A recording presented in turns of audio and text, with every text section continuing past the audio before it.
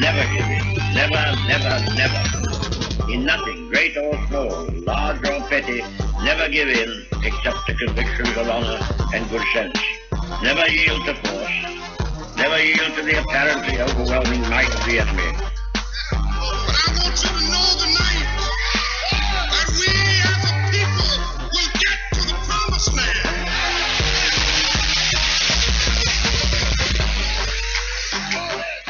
So I'm happy tonight. I'm not worried about anything. I'm not fearing any man. Mine eyes have seen the glory of the coming of the Lord.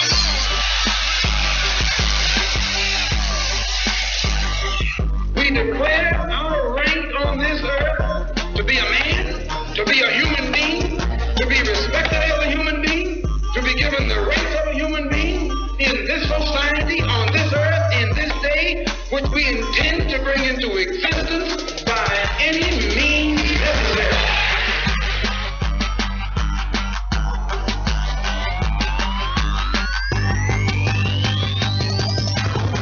Apostle Claver T. Kamau-Imani on RagingElePhantsRadio.com.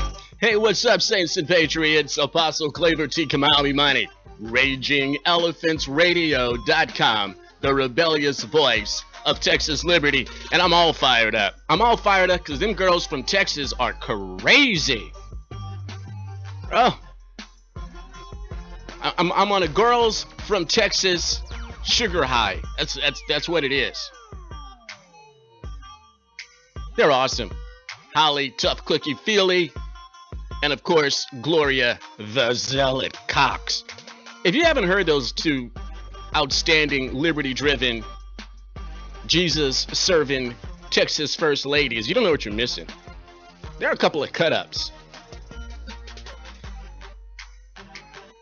We have very little, editorial rules here on Raging Elephants Radio, and Holly and Gloria apparently exploit that fact liberally. And I'm not using the word liberally in a derogatory manner. Today's program, Stacked Like Pancakes. Of course, it's a thank you, Jesus. It's a Friday, which now means that I will be cracking open the Bible. I will be reading something between Genesis 1:1 and Revelation 22:21, and of course, taking on the adverse risk of being put in Facebook jail or YouTube jail, which, by the way, you can watch the live video stream, facebook.com/Raging Elephants Radio, and our YouTube channel, RER Video, all one word. And of course, you know the logo when you do your search on YouTube, just click on it and there you will see my beautiful international model face. I used to do this program naked, but then everybody said, hey, Claver, do video. And so now that I'm doing video, I can't do the program naked anymore. I literally have to brush my teeth, wash my face, put on like real clothes. Angela, the box that rocks, is going to be here. Alice Linehan is going to be here. And Tina Moody Bryan is going to be here. I still need one more woman in a program, 4 women, 1 guy, to kind of do the whole outnumbered thing that the Foxies did, in which the hashtag would be 4 lucky women versus hashtag 1 lucky guy. I can never get that 4th one. I get up to the 2 or 3. I can't get to that 4th one, right? But I've got 3 fantastic, smart, witty. Smart is really an understatement for all 3 of these. Angela Box, Tina Moody Bryan, and Alice Linehan. And being that there are Texas ladies and liberty driven, the sex appeal is off the charts.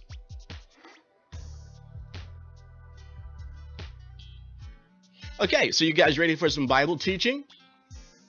Now, all of you guys that are watching on Facebook or whatever, you may want to get out there right away and I'm gonna put this in the thread real quick.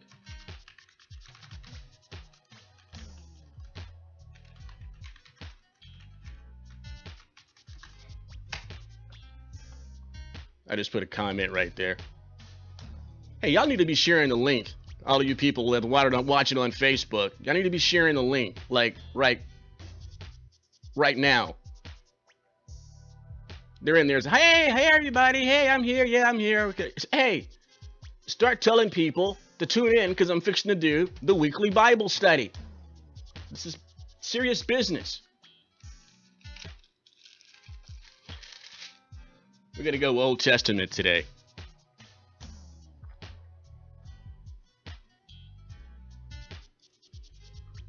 Deuteronomy chapter 14. I've already got it there, so I'm still sort of like clicking people to come check out the video, the live stream. This stuff is really kind of fun, and you guys need to be there. Facebook.com/Raging Elephants Radio, and you also need to make sure that your notifications are on for the RER YouTube page. I'm sorry, the RER Facebook page. You need to make sure that Facebook isn't going to be censoring you. All right, here we go. Enough with the Facebook stuff. Here we go. Let's get right down to it. Hope you guys enjoy this. We're going to go to Deuteronomy chapter 14, beginning in verse 22. It's kind of a lengthy reading, but it goes into what we've been talking about usually on Fridays when I crack open God's Word. Generally, the role of the church versus the role of the government. The Holy Spirit and other human beings have been bugging me about writing a book, because it really will give us as born-again believers a political ideology based on biblical principles. And it all boils down to me, from my study, it all boils down, and this is what I call my personal political ideology versus conservative or ultra-conservative, and that makes it easy in the quick.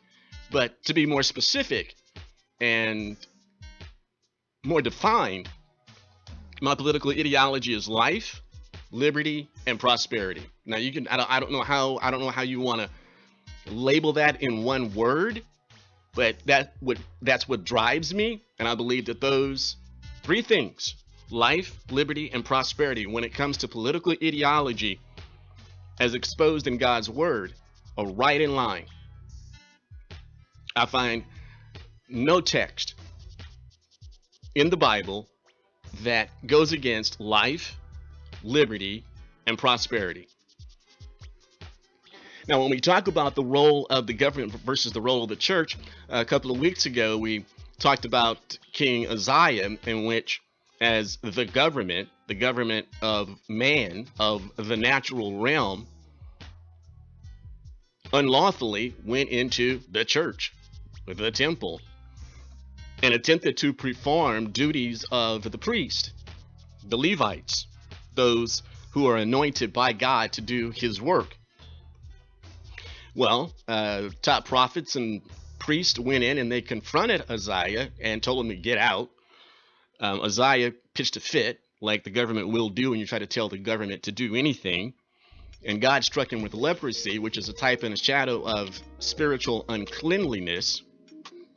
And thus he was cast not only out of the church, but he was separated from the people as a whole, as the government. So whenever we're talking about a monarchical society that we see in the Bible, when you see king, think of the government, bureaucracy, deep state, governmental underworld, just all the bad things really about government. Just replace that with king. Now, in Deuteronomy chapter 14, oddly enough, we're going to talk about the tithe. Now, in churches where prosperity is emphasized, and I think that's a good thing. I mean, the other day I was at one of these churches that are non-denominational now, but it's still Baptist. I mean, they just took the Baptist part off of it. It's still Baptist. And for the first time of us ever going to that church, that pastor got up and actually gave a sermon on biblical prosperity. And then he was trying to sell a Dave Ramsey seminar that they were going to have at the church or something. Dave Ramsey is great. when it comes to, I suppose, teaching money management, but there are prosperity principles here in God's word that are way too often ignored by those that occupy pulpits. Some of them actually disdain the idea of preaching wealth creation from the pulpit as somehow that it's evil or a sin to accumulate wealth. And just let me say that most of the heroes and heroines that we see in the Bible, they weren't Pope. They had bank. Job would be the Jeff Bezos, the Warren Buffett of today. Dude had plenty of bank in an agri economy. Plenty of bank. Lost it all, of course. Then the Lord restored it. Double. So when the tithe is usually spoken about at churches, they're trying to get to the flock's soul when it comes to giving. And I've also, you can find it on my individual Apostle Claver page, a video there where I talked about the teaching of being a selfish Christian, which you should be. You should be a selfish Christian.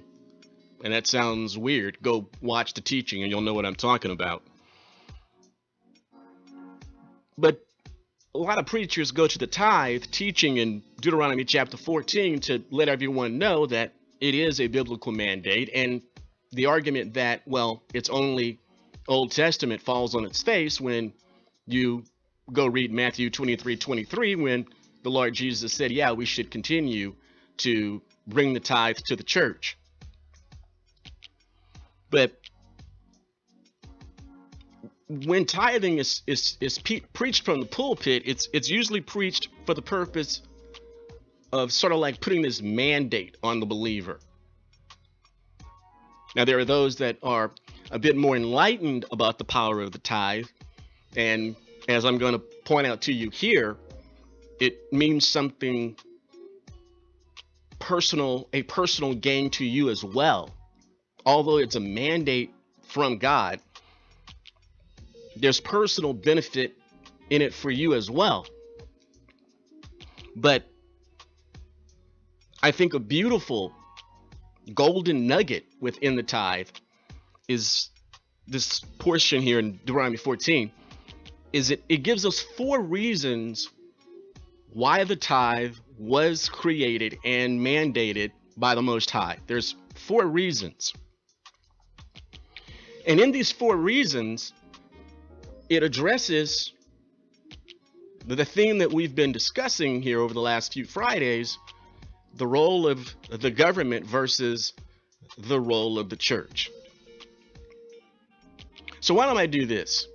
Why don't I read the text, because it's a bit lengthy, and then I'll take a break, and then I'll break down the apostolic revelation for you. Now, as some of you know, because it's Friday, you may already have your Bible next to your Raging Elephants Radio app on whatever device you're listening to me on, or next to your computer or your tablet watching me on Facebook right now.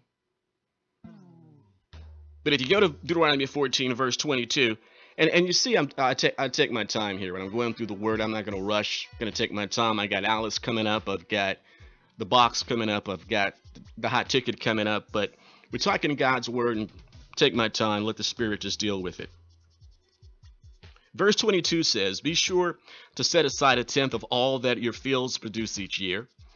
Eat the 10th of your grain, new wine, and oil, and the firstborn of your herds and flocks in the presence of the Lord your God, at the place he will choose as a dwelling for his name, so that you may learn to revere the Lord your God always. But if that place is too distant, and you have been blessed by the Lord your God and cannot carry your tithe because the place where the Lord will choose to put his name is so far away, then exchange your tithe for silver, and take the silver with you, and go to the place the Lord your God will choose. Use the silver to buy whatever you like, cattle, sheep, wine, or other fermented drink. Fermented drink. It is a little bit too early for a vodka. I think it's a little bit too early for a martini, but fermented drink. No, drinking is not a sin. or anything you wish, then you and your household shall eat there in the presence of the Lord your God and rejoice. And do not neglect the Levites living in your towns, for they have no allotment or inheritance of their own. At the end of every 3 years, bring all the tithes that your years produce and store it in your town, so that the Levites, who have no allotment or inheritance of their own, and the aliens, the fatherless, and the widows who live in your towns, may come and eat and be satisfied, so that the Lord your God may bless you in all the work of your hands. Within those, however many verses that was, beginning in verse 23 and ending at the end of the chapter, verse, whatever that is, 28, 29. Within those verses, there are 4 reasons for the tithe and the role of the government versus the role of the church. So, everybody that's watching on Facebook, on YouTube, that's listening via device, the audio streaming, I would hope, especially if you really like good Bible teaching and good apostolic revelation, that during this commercial break that you're going to tell everybody on Facebook, on Twitter, subscribe to the YouTube channel, get to everybody that you know that absolutely loves good Bible teaching. Short break, going to come back and give you the 4 reasons the tithe was created. And in doing so, we will also identify, once again, within the Bible, the role of the church versus the role of the government. When we get back, we're going to go through the 4 reasons. You may want to take notes. Others have on Fridays. They've actually put it on Facebook. I'm taking notes. I'm taking notes. You may want to take notes. If you do not know the 4 reasons for the tithe, I'm about to tell you. Yes, I'm actually an ordained apostle. Yes, I actually have the anointing to get revelation teaching out of God's word. And when it's revelationary, it changes your life. Don't cut the stream. If you're not listening, you're not learning, even spiritually. RER Cross is the Christian programming of RagingElePhantsRadio.com. Here's a sample from Pastor Keenan Smith. See, however, though, I believe the White House is supposed to stand as the people's house for all individuals. So I believe it is sinful and wrong for the White House to spend tens of hundreds of thousands of your tax dollars to bathe the White House in rainbow colors, celebrating their victory.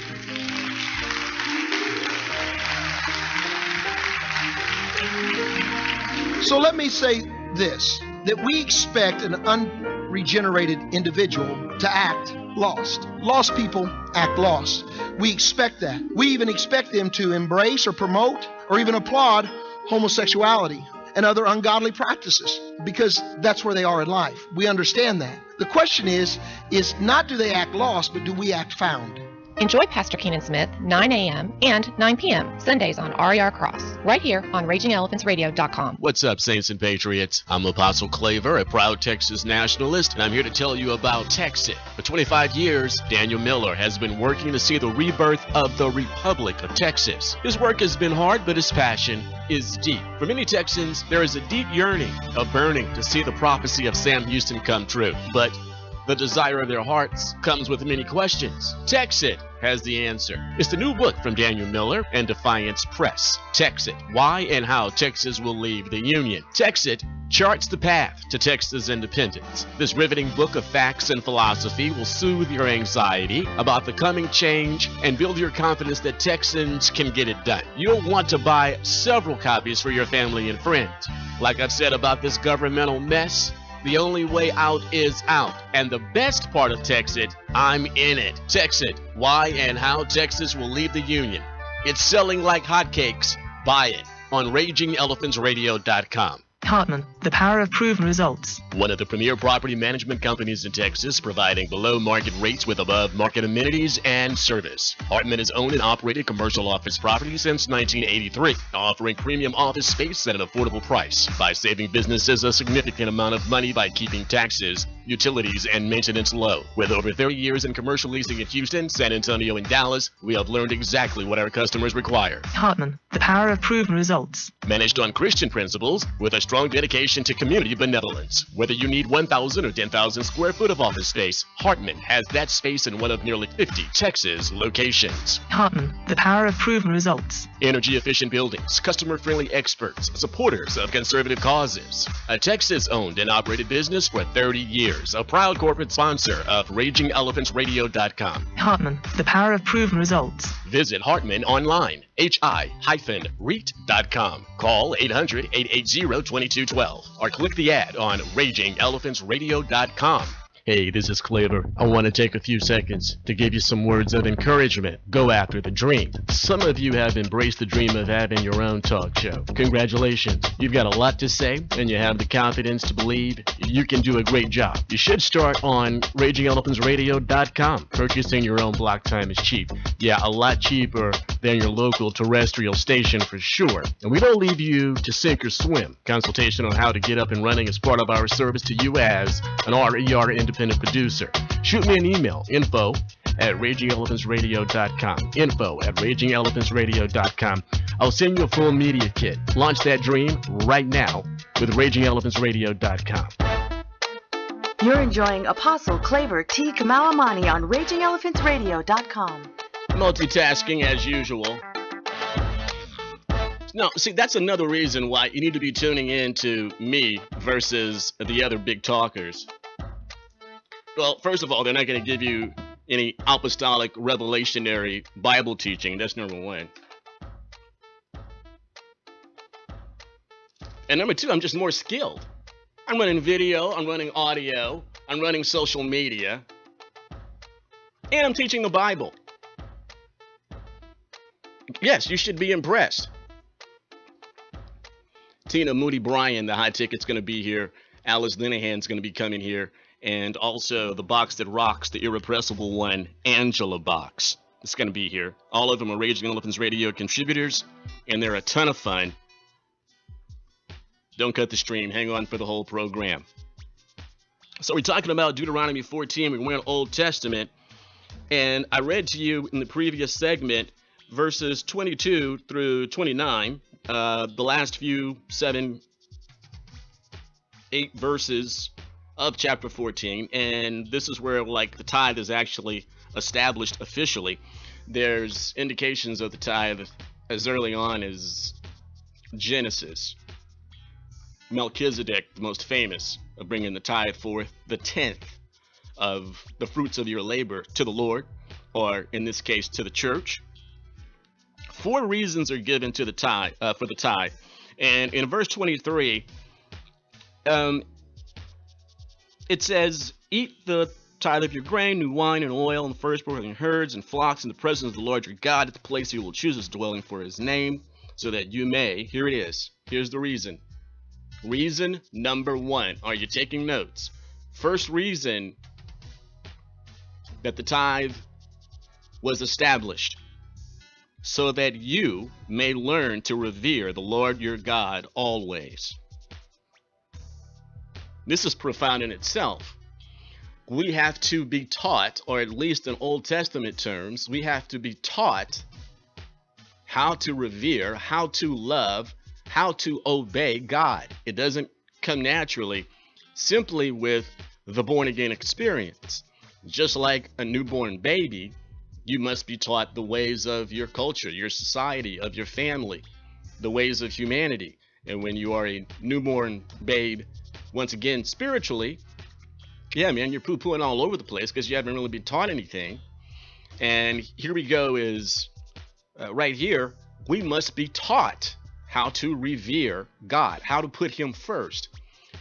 And so reason number 1, you bring the tithe, is that really as a disciplinary action, it teaches you to put him first, it teaches you to revere him, it teaches you to love him. And if we are able to obey him in something that is so difficult as the tithe, it really is, especially when times are tough, bills are hard to pay, it is a hard spiritual challenge. We can get it done, then our level of reverence for the Lord will grow within us spiritually. Our spiritual empowerment will increase. We'll be more dynamic, more dunamis power, exousia power, spiritual power.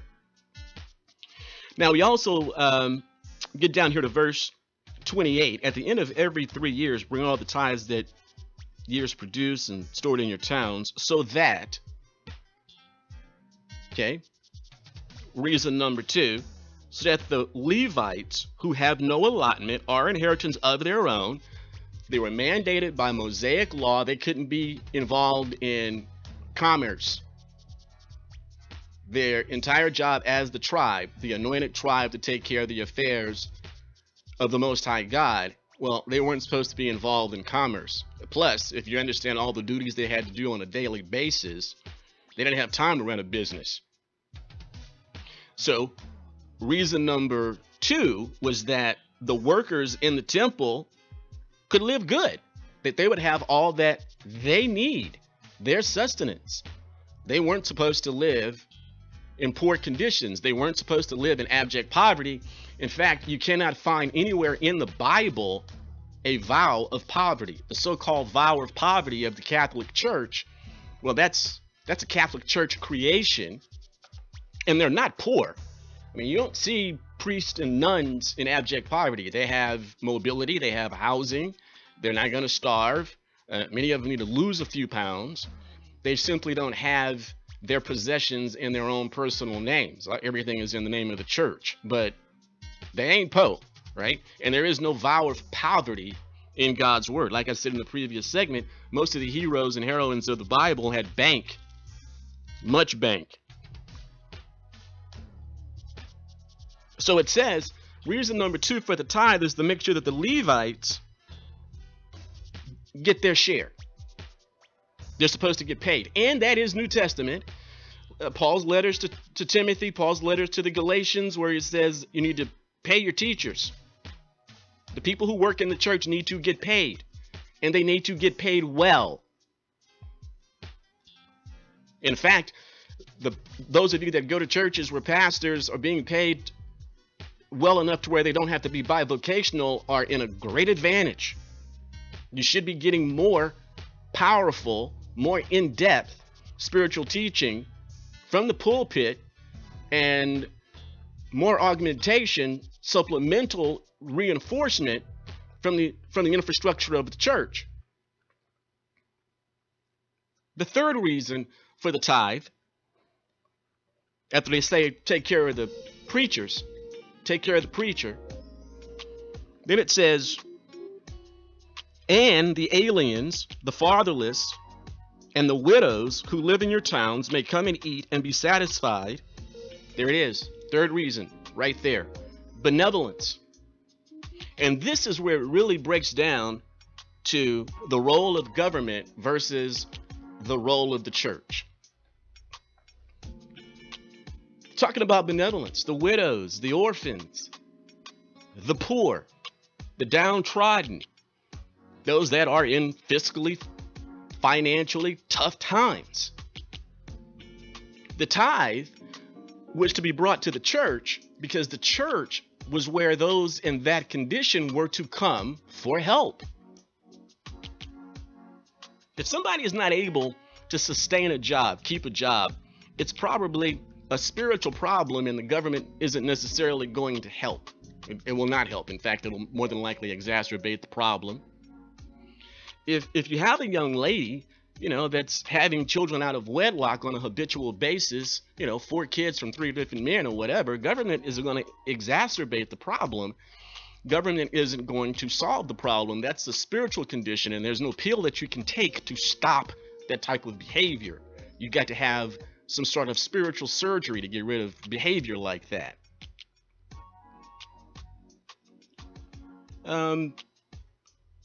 Weird sexual proclivities. You need to go to the church to deal with the abnormal.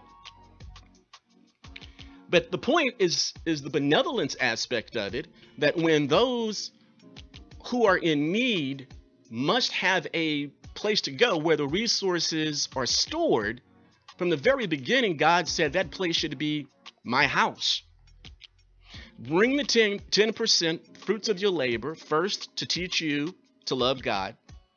Second, to make sure that the preachers get paid. Third, that it would be the community center for benevolence. I mean, who do you think during Hurricane Harvey or any other natural disaster probably did more good? The private benevolent charitable organizations, many of whom are funded and administered by congregations, churches. The quick response in the Golden Triangle here in Houston, over in Brazoria County, down in Oasis County, the quick response by the church to be able to have that helping hand and to be able to act even quicker, more faster than FEMA, faster than the government, faster than the FEMA equivalent of whatever that is for Texas. Oh, I remember, wow, man, when Rita came through and I had to evacuate the church, and we went up to Bryan College Station, and we were evacuated, and we were in a church. Yeah, we had church service right there, just impromptu, and it was awesome. The role of the government is to stop chaos. That's number one. And the biblical mandate, as of Leviticus 18, is to protect the spiritual integrity of the land. It is not to provide benevolence. It is not to provide a safety net. Sorry, Social Security. Sorry, Medicare or Medicaid proponents out there. That really is not the role of the government. And because of that, it's ripping the financial foundation of the nation apart. The benevolence was intended to come from us, the church. And if we all were tithing, there would be a whole bunch of cash to help a whole lot of hurting people. Reason number one for the tithe: teach us how to revere and love God, be obedient to God. Reason number two: make sure the preachers get paid. Reason number three: that those that are less fortunate are cared for, compelled spiritually to help them. And the fourth reason, and why it's so important to be a selfish Christian, in the very last half sentence of the chapter: and so that the Lord your God may bless you in all the work of your hands. How you treat God is how he's going to treat you. And you can't outbless God. Can't do that. So the fourth reason for the tithe is so that we get blessed. We get blessed for our obedience by bringing the tithe into the house of the Lord. Just make it simple, man. All this 3-year stuff, and that's in an agricultural economy back then. We're in a capitalistic monetary economy now. Man, just take 10% of the gross, not the net. Throw it in the basket.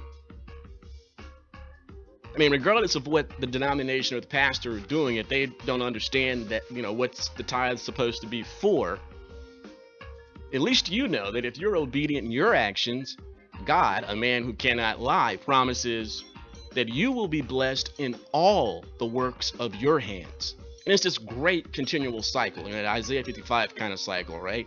You bless the Lord with the tithe, he blesses you back even more financially, which means you bring in more tithe, which means more prosperity for those who are the caretakers of God's church, the anointed, the appointed to do that, because they should be living good lives as well. Not just doctors, lawyers, engineers, politicians, real estate agents, or whatever.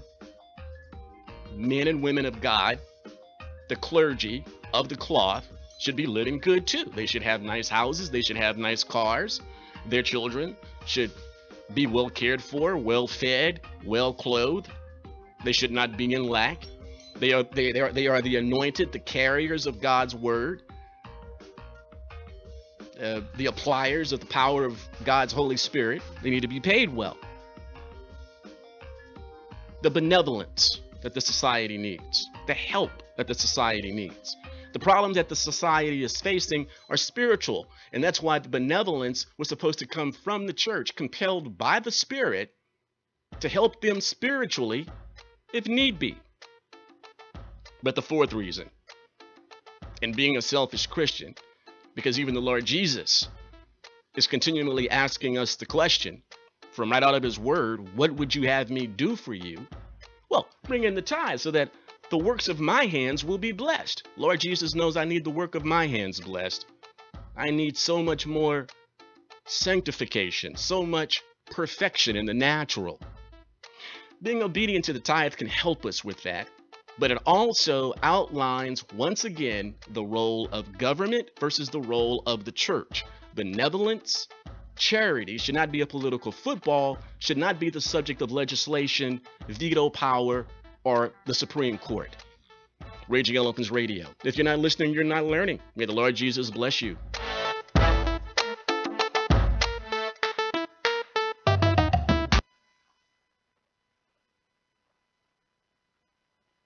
Automobile aficionado, Apostle Claver here. Let me introduce you to my mechanic, an ASC certified mechanic, Andre at America's Repair in Houston. Now, you guys know I'm a former fully sponsored race car driver and I own a high performance auto. You bet I'm particular about who even touches my car. I go to America's Repair to get all my auto work done, and you should too. Andre has served Spring Branch and all of Houston for over 20 years. America's Repair will match or beat any competitor's price. All repairs come with a 1-year, 12,000-mile warranty. America's Repair is a complete car care and repair center. State inspection, muffler and exhaust work, wheel alignment, brake work, tune-ups, engine transmission work, auto body and paint. Great deals on oil change and AC checkup. America's Repair accepts all extended warranties. 2005 North Gessner, 1 mile north of Memorial City Mall in the Katy. Wednesday is senior citizen discounts. Thursday, active military discount. Call 713-467-2001. 713-467-2001. AmericasRepair.com. Or click the ad on RagingElePhantsRadio.com.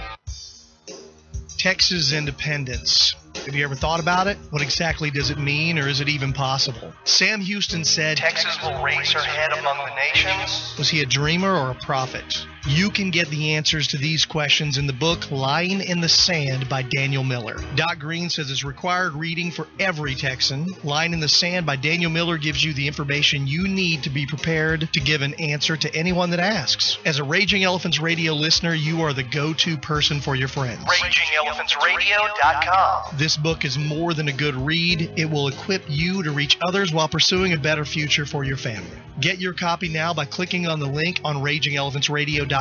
RagingElePhantsRadio.com. That's RagingElePhantsRadio.com. Since a portion of the proceeds goes to support Raging Elephants Radio, it may be time for you to cross that line in the sand. RagingElePhantsRadio.com. Hey, Barry the Music Man here for Tejas Smoke Depot. They have everything you need when it comes to smoke. Check out the 150 square foot walk-in humidor filled with a huge selection of fine cigars. Or give them a call at 830-990-1472 and order up what you want. Maybe you like to roll your own. They have it. Maybe you need a gift for a smoker in the family. How about a new pipe? They have a large selection, even a cross-section of great beers in stock. In a hurry, come by and use the drive-thru. Located at 1639 West Highway 290 in Fredericksburg, Texas. Out of town? Visit them at the website, TejasSmokeDepot.com, or call 830-990-1472. That's 830-990-1472. It's smoking. When Andrew Jackson ran for president in 1828, his opponents called him a jackass. Jackson liked the image so much, it became the mascot of the new Democratic Party. Mountainous Tibet, one of the most beautiful places in the world. This is Timothy Hutton. The people of Tibet are in trouble. Their very culture is in jeopardy. But they still whip up an amazing fish curry. And since 200 of us bought at Groupon.com, we're each getting $30 worth of Tibetan food for just $15 at Himalayan Restaurant in Chicago. Save the money. Unlock great deals in your town. Groupon.com. Visit Groupon through the RER Marketplace. Can you do it? The RER 2+2 Challenge. Howdy, rowdy Texans. It's me, E, the millennial voice of RER. I'm a big fan of RagingElePhantsRadio.com. More Texas voters should be listening to RER every day. A better, deeper knowledge of how Texas works will help Texas voters to make Texas more like Texas. The RER 2+2 Challenge. Listen to RER 2 hours a day, every day, for 2 weeks. You'll learn more about Texas politics in 2 weeks than you've ever known. Mark it on your daily calendar. Set your phone alarm. The RER 2+2 Challenge. 2 hours a day, every day, for 2 weeks. RagingElePhantsRadio.com. The rebellious voice of Texas liberty.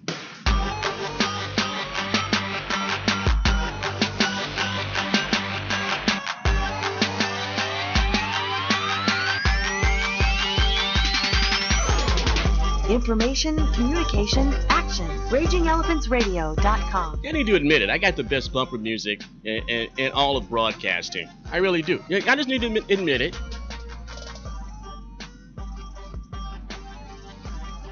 And when you're the best in Texas, I mean, a little cockiness is actually allowed. I mean, we are Texans.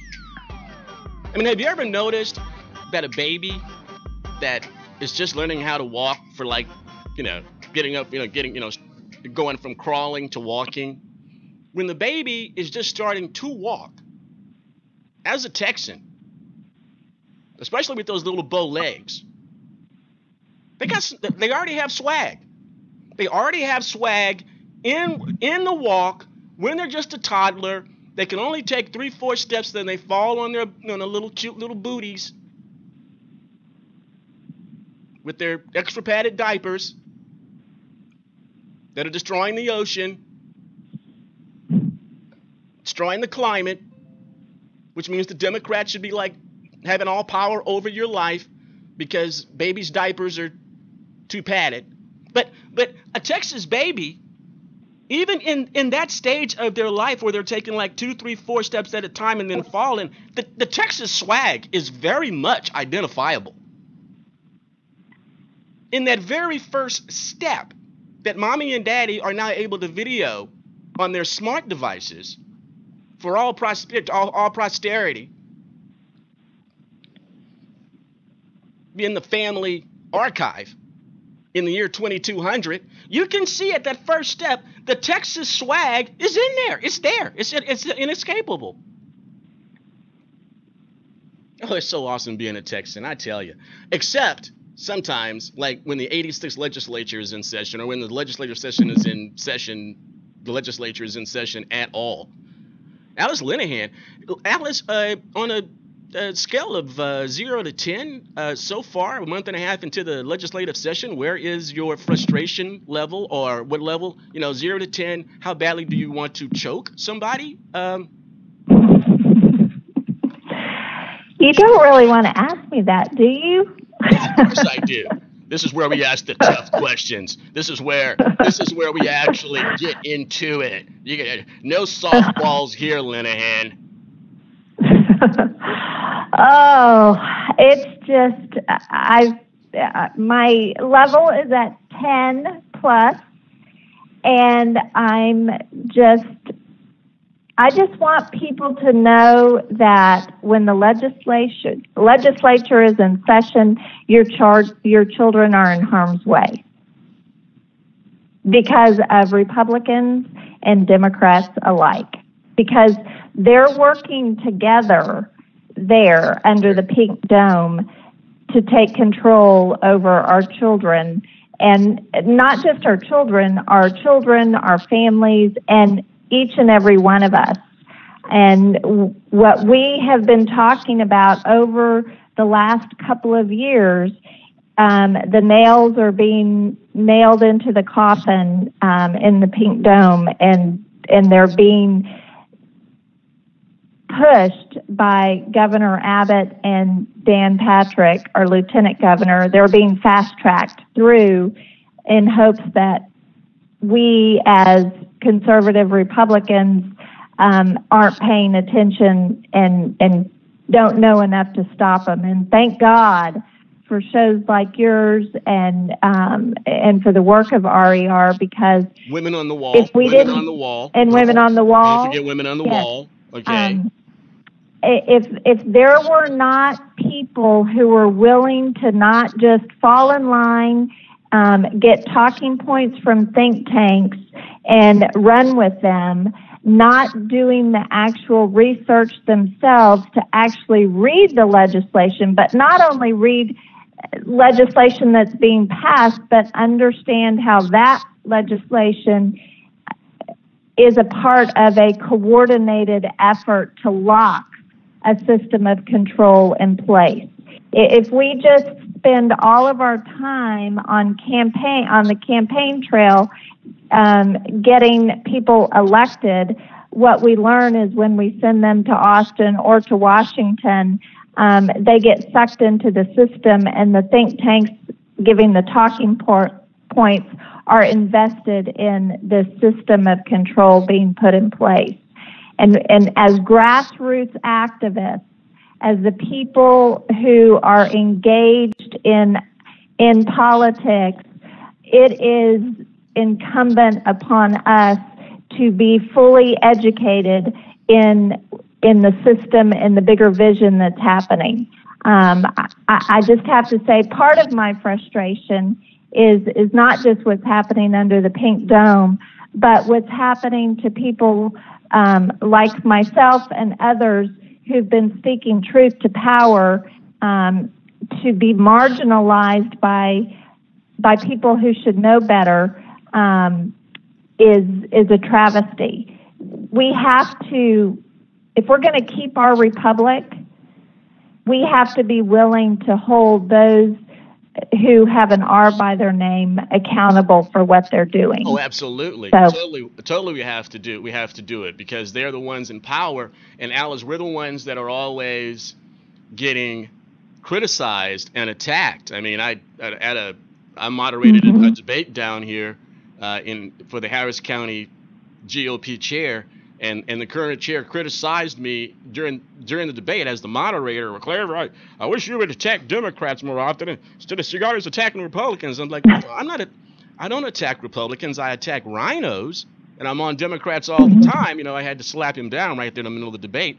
But they think that they are supposed to be immune to criticism because we are Republicans and they have R's behind their names, and so we're supposed to entrust them with all the decision making. They think they've been elected to make these decisions for us and not take orders from us. And so this is where the divergence and the enmity comes in within the party between those that are in seats of servitude, the elected class, and those of us who are activists, the grassroots, the muscle of the party.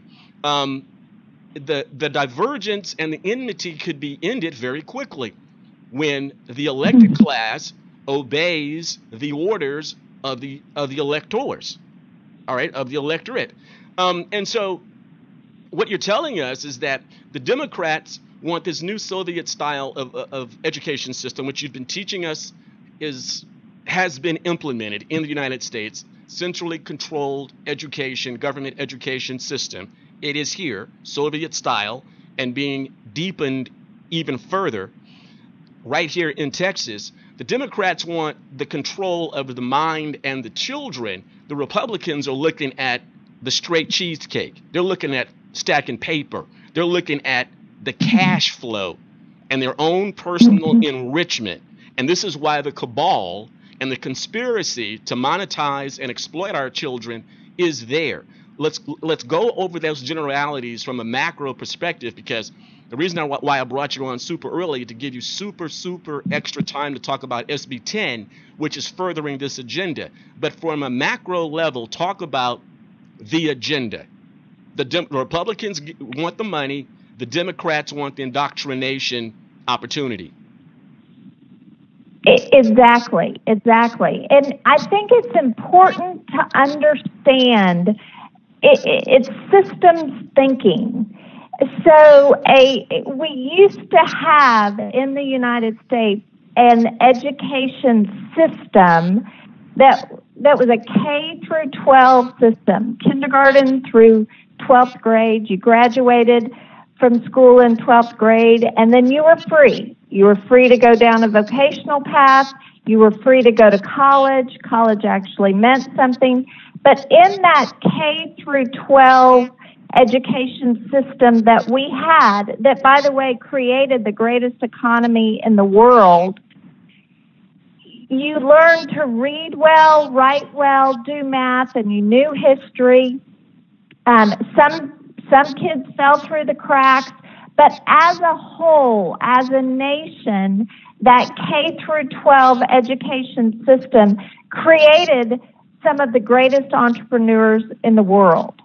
And if you look at from a global perspective, the United States was number one, a leader in entrepreneurism, because we had a system of education where you were, once you graduated, you were free. What has happened through a systematic implementation of both federal and state legislation, they've moved us away from that K through 12 education system to what's called a P20W, preschool through the workforce. And what they have done is they have passed state and federal legislation putting standards in place. Everyone knows Common Core is a bad word now. Those are bad standards.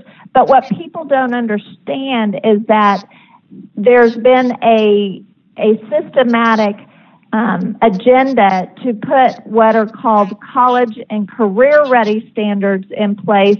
And that actually was started in Texas. People don't understand that, but it was in Texas that the first college and career ready standards were put in place. And it was called the American Diploma Project. And so with these standards, the shift, well, let me tell you this, because I can run down this and put it in larger terms. The purpose behind those college and career ready standards were to shift the philosophy of education away from that education of opportunity, where if you learned the basics, reading, writing, math, and history, you had in America an equal opportunity at success in life. But you also had a responsibility. What the Common Core standards do is it shifts to an education of equity, equal outcomes. That's a shift to that attitudes, values, beliefs, and behaviors, because they're using it, we've got to have equality. We have to have equal outcomes. They also broaden the impact. Well, and that's the essence of socialism. I saw some smart person the other night on television. That is the essence of socialism. You flatten out everything, right? You flatten out net worth. You flatten out educational outcomes. You flatten out wealth creation. You flatten out life expectancy. You flatten out quality of healthcare. Everything is flattened out, and that's their definition of equality, right? Equal outcomes. Exactly. Every student has to make the same grade, right? And then on top of that, when you talk about career ready from K-12 and beyond, this is something that President Reagan warned us about all the way back in 1961 when the battle for Medicare and Medicaid was fully ablaze. And he said, look, the time is going to come when the government's going to tell you, as someone in the medical profession, he was using as an example, where you can practice, what you can practice, how long you can practice. Just all anyone has to do is look at the operation of the National Health Service in the United Kingdom and understand that that's how they operate. How many dentists determined by the government. How many obstetricians, OBGYNs, determined by the government, where they're going to practice, what they're going to charge, how long their hours are going to be, all that determined by the government.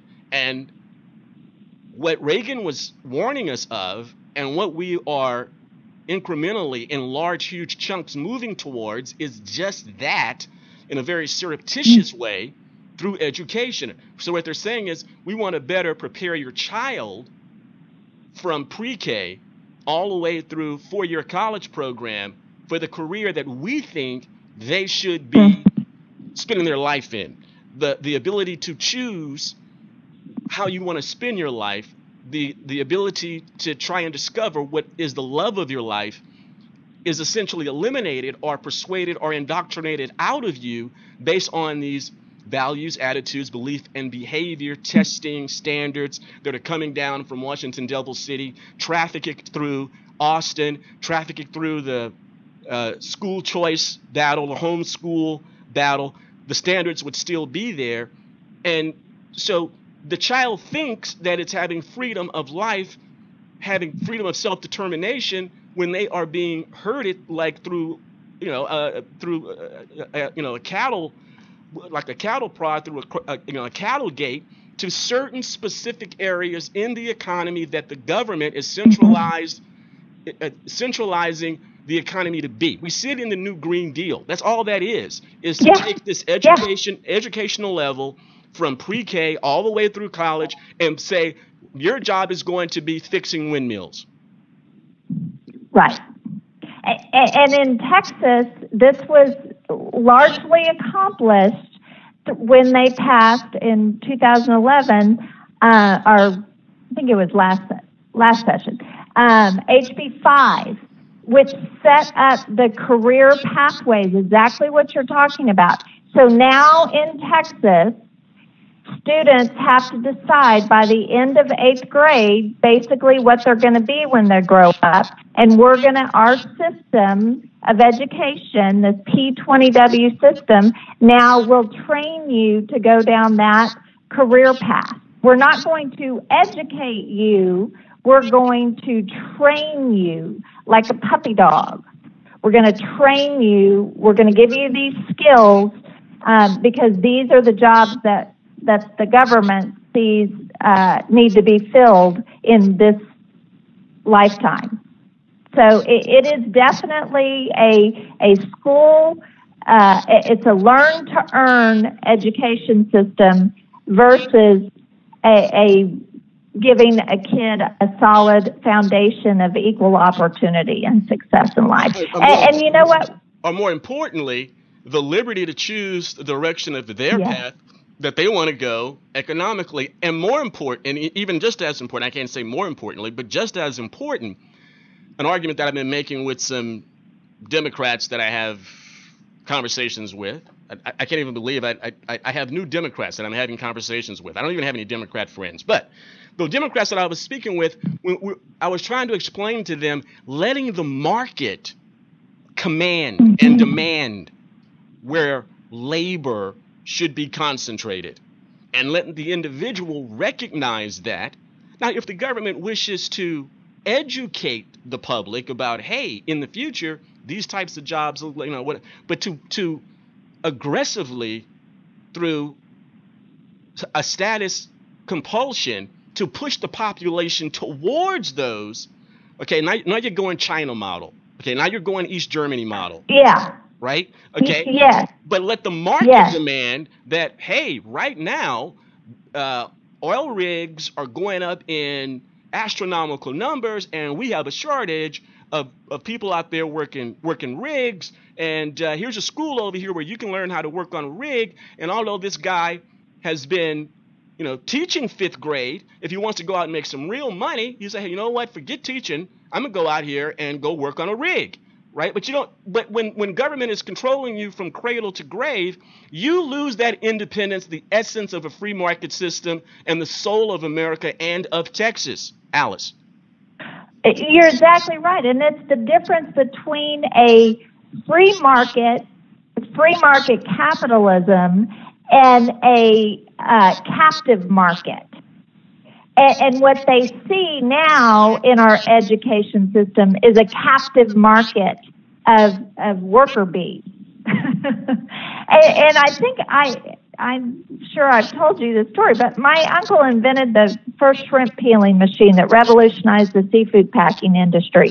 When he died, he had 139 patents. Wait a minute. So you're responsible, your grandfather is responsible for the success of Forrest Gump. That's right. Actually, it's my uncle. Although my grandfather owned the shrimping company, and he told my uncle, if you want to get rich some way, figure out a way to peel these shrimp. Because they used to pay the pickers by the bucket. And so he was working at the shrimp plant, and he stepped on the back curve of a shrimp, and the meat popped out. So he went home and used my grandmother's crank washer, put the shrimp through it, and the first time it smushed the shrimp, but then he calibrated the rollers, and the shrimp popped out. So they created a machine over 2 years in the garage, and they're still manufacturing that machine in Metairie, Louisiana today. And it's that invention that actually paid for me to go to college. But when my uncle died, he had 139 patents.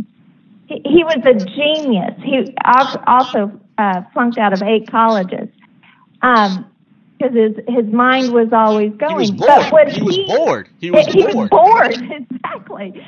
But when with these patents, I asked people, would he have been able to be the success he was and employ thousands and thousands and thousands of people in the United States and abroad through his inventions? Would he have been able to do that in the Soviet Union? No. That's what this is about. He wouldn't. No. In today's economy, in today's global economy, he wouldn't be able to do it in Sweden. He wouldn't be able to do it in Finland. Yeah. He would have difficulty in France. He would have difficulty in the UK. He would have difficulty in Japan. He would have because of the socialist tax structure, their economic ideology, and over government regulation. They don't create. They got free college, free this, free that, but no wealth creation, no innovation. Nothing that's changing the trajectory of the quality of human life is being produced from across the pond. Because they don't have the resources to do so. You're exactly right. And not only that, in this system that we are now locking in place through legislation, his mind, he would have been that kid who probably had discipline problems in elementary and middle school. He would have been labeled as that kid who had a mental disorder. They would have had him on Ritalin. They would have, without parental consent, they would have put him on drugs. They would have put him on psychotropic drugs without even parental consent, which can be done all over the United States, if not even right here in Texas. They're at least trying to do it. That's what would have happened. Not understanding the kid is just a genius. Look, I got to take a break right here, Alice, and we're having a great conversation. And I wanted to bring you in early because in the next segment, I want to give you a little time to talk about SB 10, which is furthering this agenda. So I want everybody kind of take a breath, try to digest, engulf what Alice throws at us every week, because man, it's a cornucopia of information. It's shocking. Some of you may need EKG paddles, to get you out of cardiac arrest after you hear an Alice report. But that's why we bring her on. And we still have Tina coming up, and we still have Angela coming up. So we're going to take a short break, and then I'm going to give Alice about 10 minutes to talk about SB 10, that the hearing is happening on Monday. Alice Linehan, she's a Raging Elephants radio contributor with Women on the Wall. And as you can see, her passion is education. How your children are being indoctrinated and monetized right here in Texas. If you want to learn more, the smart thing, the wise thing to do is don't cut the string. Hey guys, spring is just around the corner, and it's time to check out your air conditioning system. Call Galen Beatty with Beatty AC and Heat, 281-222-9591. And mention this commercial, and you can save $15 off your next checkout. Galen Beatty is my AC guy, and he needs to be your AC guy too. No one does it better than he does. This family-owned business is the best in Houston. And even if you're out of town, if you need to replace your entire heating and AC system, Galen Beatty is going to be your best bet. He'll check everything from your thermostats to your air handler to make sure that you're getting the most efficient system ever. Nobody does it like Galen Beatty, and the price is always right. So be sure to mention this commercial and save an extra $15 today. That's Galen Beatty with BeattyACandHeat.com. BEEE ACandHeat.com. 281-222-9591. 281-222-9591. Call him today.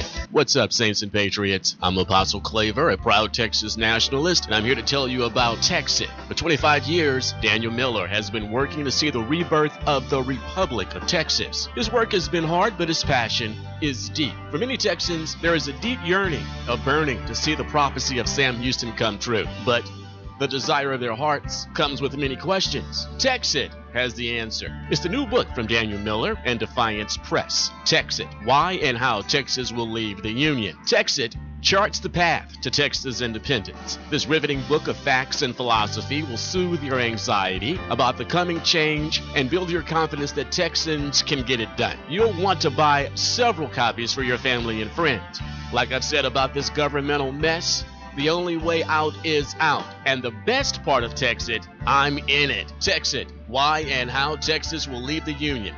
It's selling like hotcakes. Buy it on RagingElePhantsRadio.com. Hartman, the power of proven results. One of the premier property management companies in Texas, providing below market rates with above market amenities and service. Hartman has owned and operated commercial office properties since 1983, offering premium office space at an affordable price by saving businesses a significant amount of money by keeping taxes, utilities, and maintenance low. With over 30 years in commercial leasing in Houston, San Antonio, and Dallas, we have learned exactly what our customers require. Hartman, the power of proven results. Managed on Christian principles with a strong dedication to community benevolence. Whether you need 1,000 or 10,000 square foot of office space, Hartman has that space in one of nearly 50 Texas locations. Hartman, the power of proven results. Energy efficient buildings, customer friendly experts, supporters of conservative causes. A Texas owned and operated business for 30 years. A proud corporate sponsor of RagingElePhantsRadio.com. Hartman, the power of proven results. Visit Hartman online, hi-REIT.com.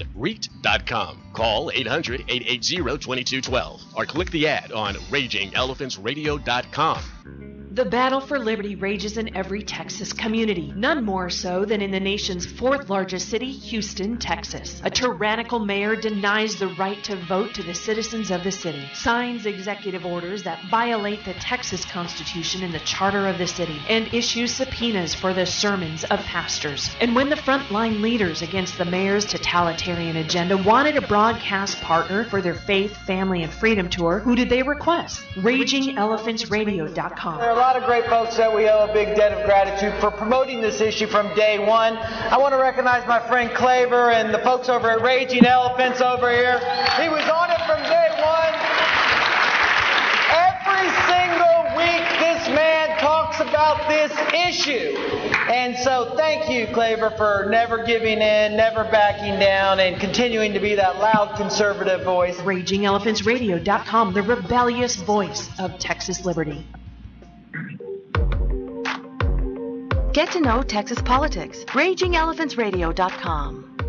That's why we have the likes of Alice Linehan on your Texas network, because when it comes to Texas politics, we like to have the people that are out there tip of the spear because they know what they're talking about. When it comes to Texas politics, the Raging Elephants Radio contributors are some of the smartest in the state, some of the most effective in the state. And they're here to share their knowledge with you.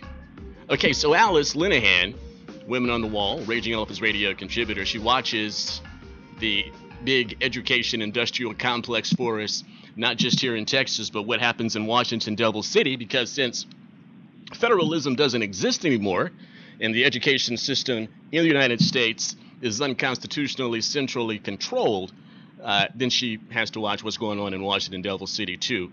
So she watches the education industrial complex, big education, big ed for us.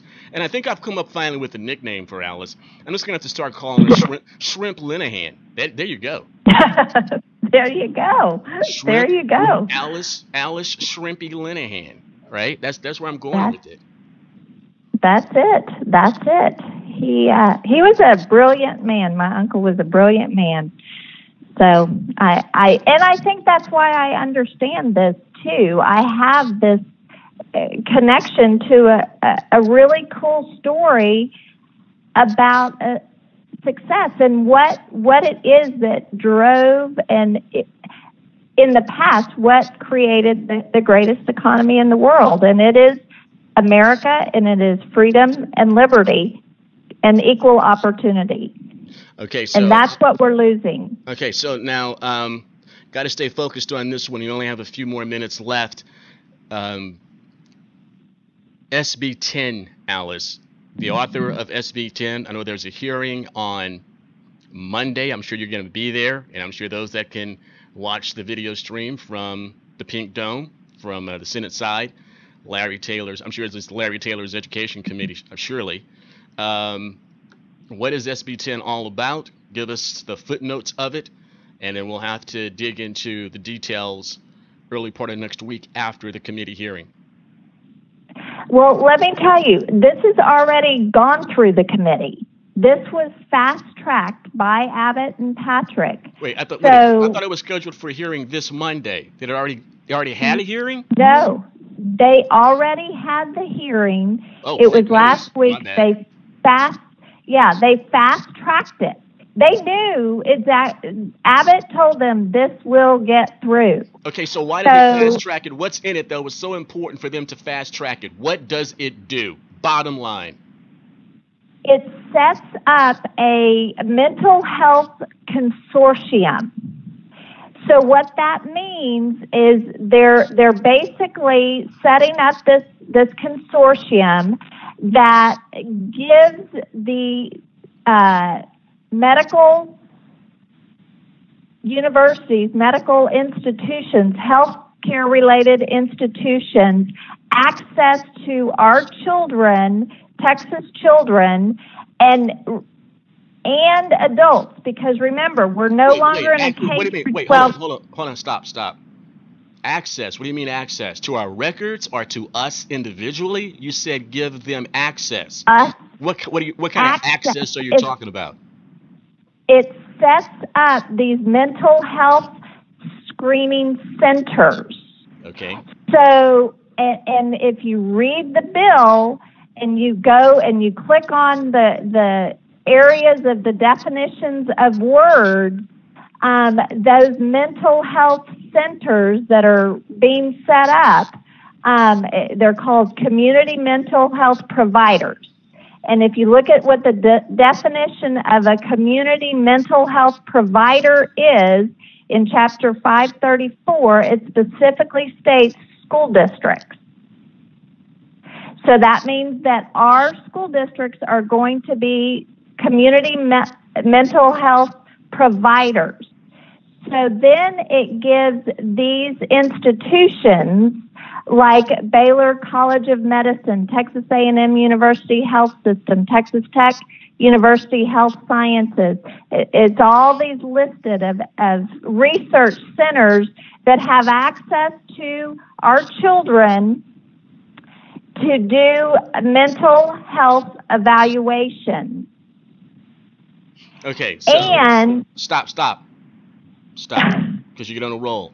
All right, so we got to break it down. Yes. All right. Yes.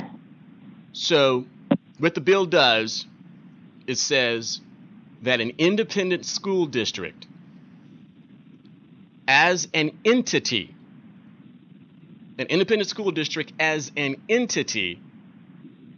is a mental health provider. Mm-hmm. That's number one. Okay. Then number two, they say, now these government universities, well, some of them aren't government universities, some of them are private universities, will have access to the data of our children, to do psychological analysis. That's number 2. That's what the bill does. 1, turns the ISDs into mental health facilities. The whole ISD is a mental hospital now. Okay. Number 2, the universities, academia, the lab jockeys, for psychiatry and psychology are going to have what kind of access to the children? Direct physical access, or is it going to be just the data that they gather through the digital learning process? No, they will have direct access through what's called telemedicine.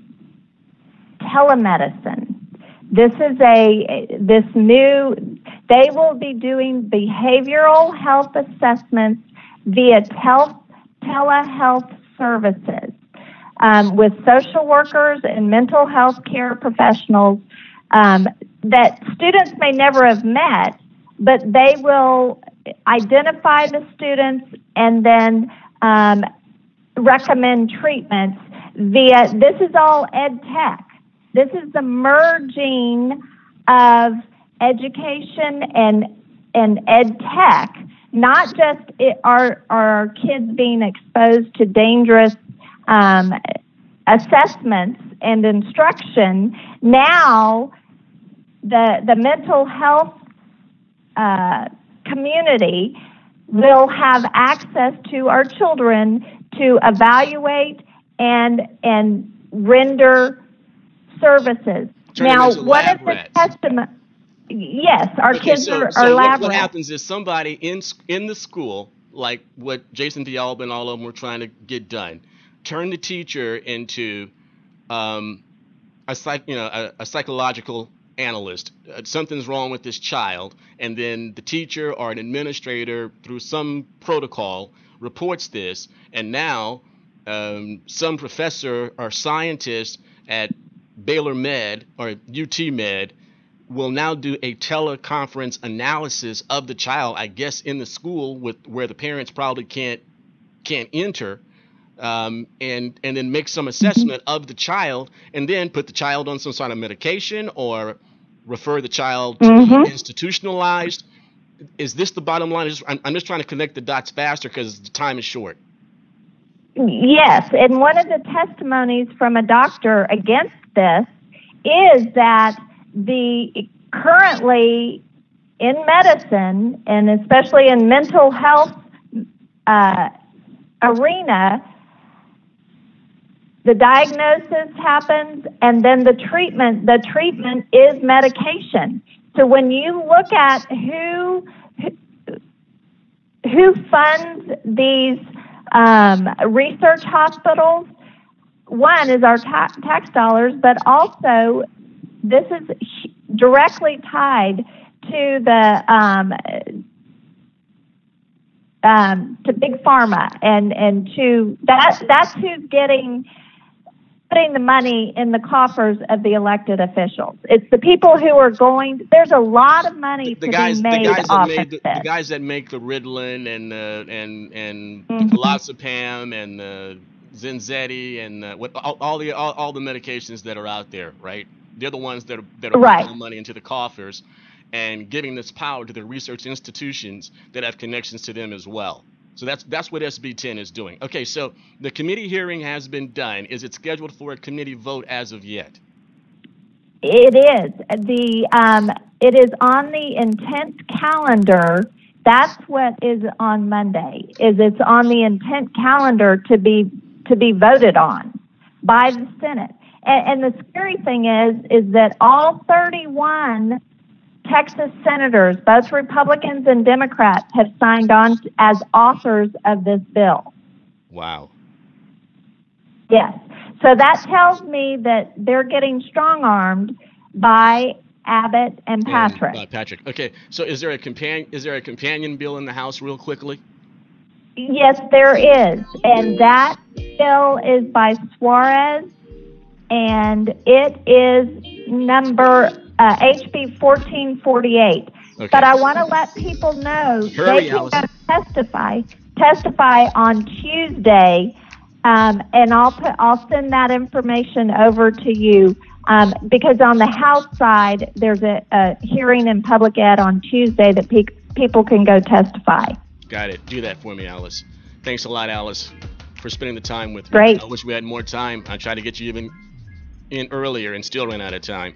That's Alice Linehan, Saints and Patriots. She's a Raging Elephants Radio contributor, and she'll be back again next week, maybe more than once, because we are in the middle of legislative session number 86 in the history of Texas. Thanks a lot, Alice. Talk to you next week. Thank you. Have a great day.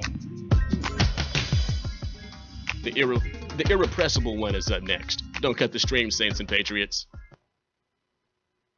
Automobile aficionado, Apostle Claver here. Let me introduce you to my mechanic, an ASC certified mechanic, Andre at America's Repair in Houston. Now, you guys know I'm a former fully sponsored race car driver, and I own a high-performance auto. You bet I'm particular about who even touches my car. I go to America's Repair to get all my auto work done, and you should too. Andre has served Spring Branch and all of Houston for over 20 years. America's Repair will match or beat any competitor's price. All repairs come with a 1-year, 12,000-mile warranty. America's Repair is a complete car care and repair center. State inspection, muffler and exhaust work, wheel alignment, brake work, tune-ups, engine transmission work, auto body and paint. Great deals on oil change and AC checkup. America's Repair accepts all extended warranties. 2005 North Gessner, 1 mile north of Memorial City Mall in the Katy. Wednesday is senior citizen discounts. Thursday, active military discount. Call 713-467-2001. 713-467-2001. AmericasRepair.com. Or click the ad on RagingElePhantsRadio.com.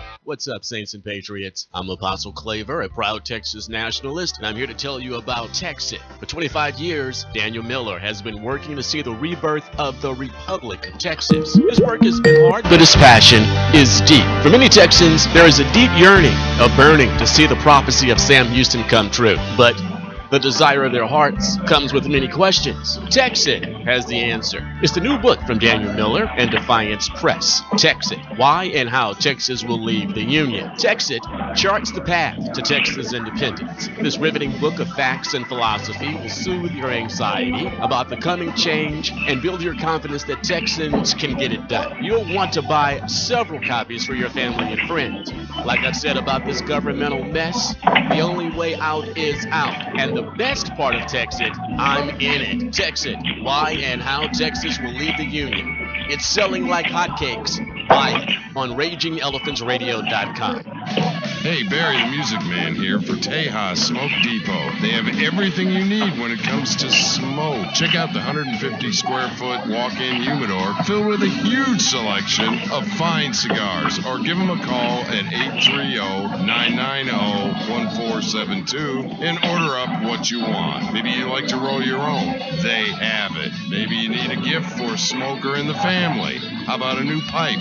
They have a large selection, even a cross-section of great beers in stock. In a hurry, come by and use the drive-thru. Located at 1639 West Highway 290 in Fredericksburg, Texas. Out of town? Visit them at the website, TejasSmokeDepot.com, or call 830-990-1472. That's 830-990-1472.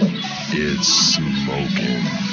What do you care about Washington, D.C.? D.C. doesn't care about you. You're a Texan. You're a Texan above all else. And there's only one radio station that's going to feed your need for Texas power and independence. RagingElePhantsRadio.com. Finally, the Patriots of the Lone Star State have a unified voice to fight back and organize. 24/7, 365. RagingElePhantsRadio.com is going to give you what you need to know about Texas politics, liberty, and independence. Take us wherever you go. RagingElePhantsRadio.com. Streaming on your computer, smartphone, tablet, and internet auto.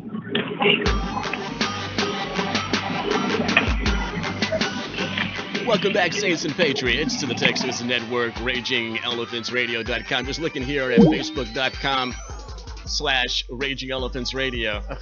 Did Angela just hang up? Angela? There she is. I was worried there for a second, Angela. Looking here at Facebook, and Joan was asking, so will parents be notified before a child is evaluated through telemedicine? I'm not sure about that.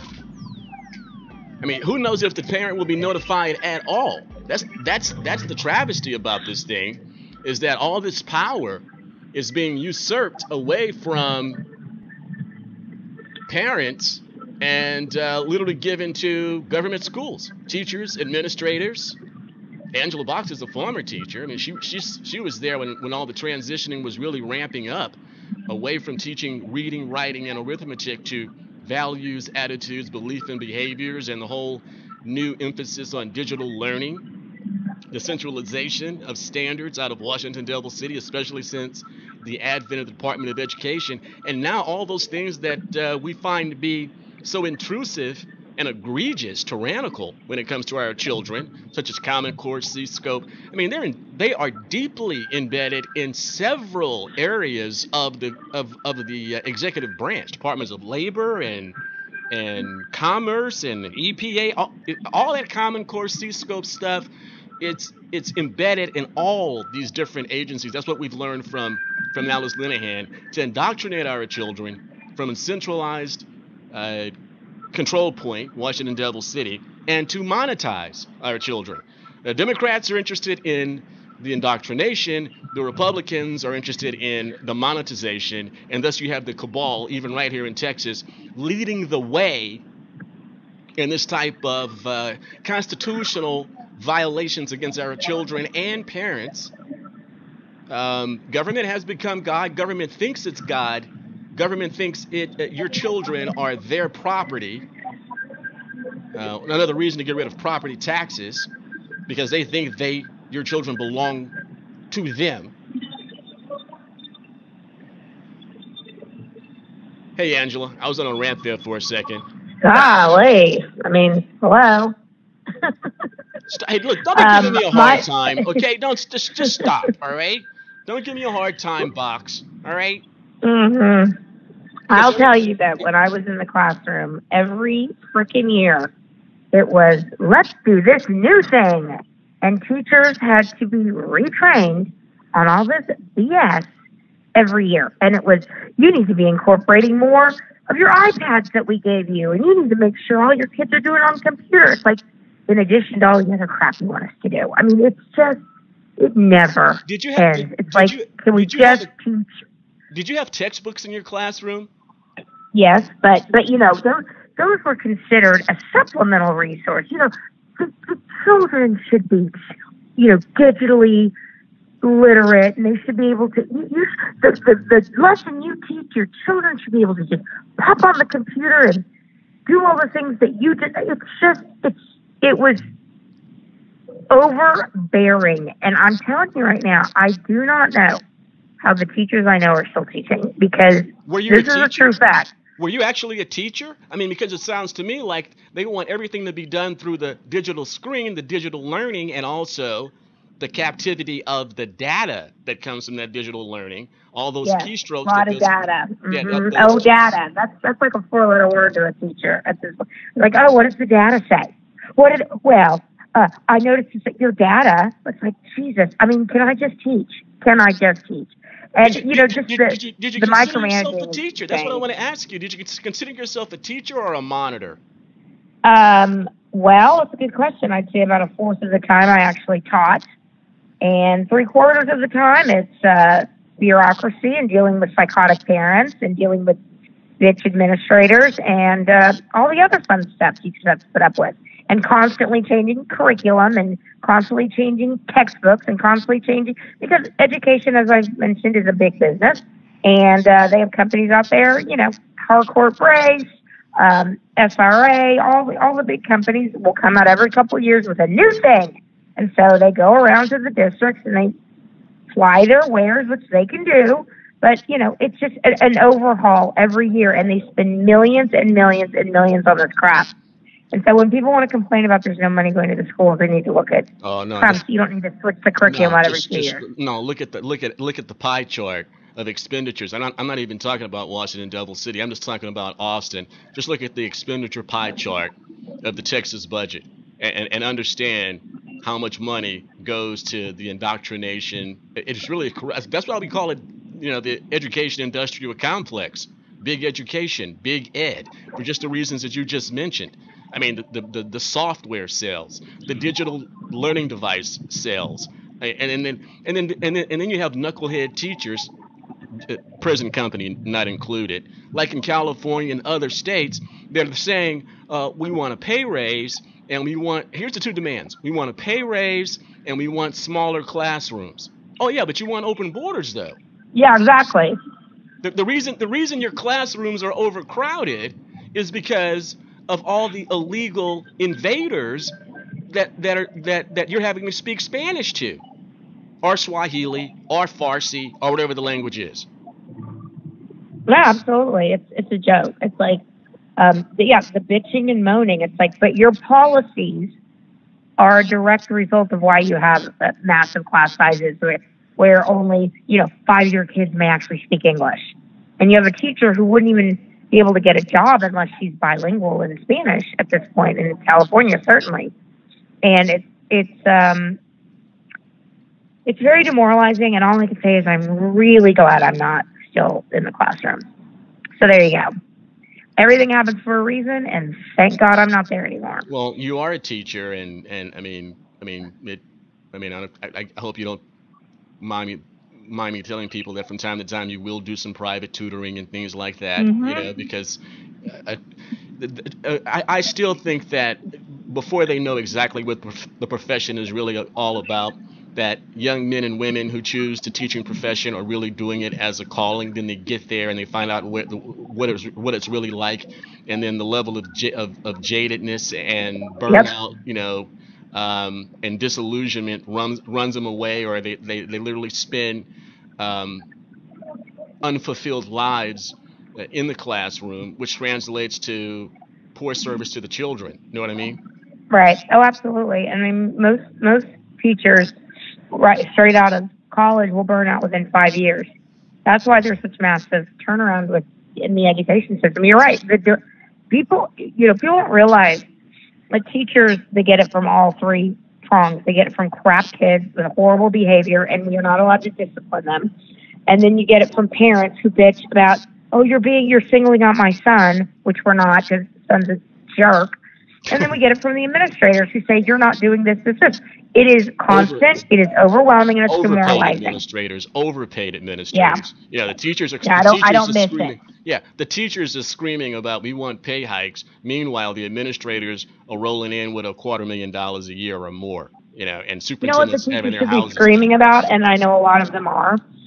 They're screaming about the fact that there's nowhere to discipline anymore. I had a friend who sent me, and I'm on a text stream with 2 people I worked with at this inner city, formerly North Forest school. And it was ironic because all 3 of us were conservatives. We didn't realize it. I mean, I was pretty open about it, but the other 2 weren't.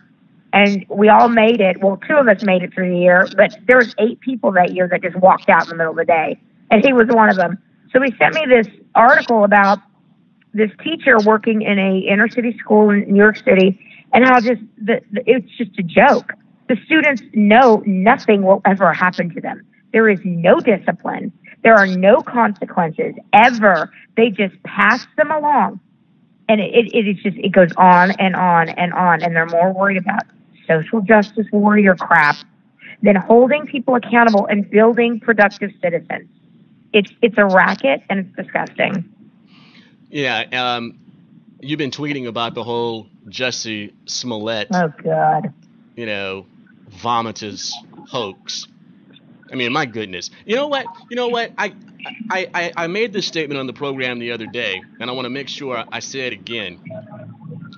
I didn't come up with this. I heard someone, and I am very, very sorry that I can't give the proper attribution to the person that said this, but it did stick into my consciousness. But I want everyone to know that this is a revelation that didn't come to me. This whole Jussie Smollett type of thing is probably more commonplace than what we think. Not to this level. But the reason that they do this is because they expect, Angela, that Republicans, and more specifically Trump supporters, are supposed to act like this, and Trump supporters don't act like this, so they actually have to stage it. They actually have to con the people that Trump supporters act this way in believing that the American public will believe it because of the particulars in the hoax.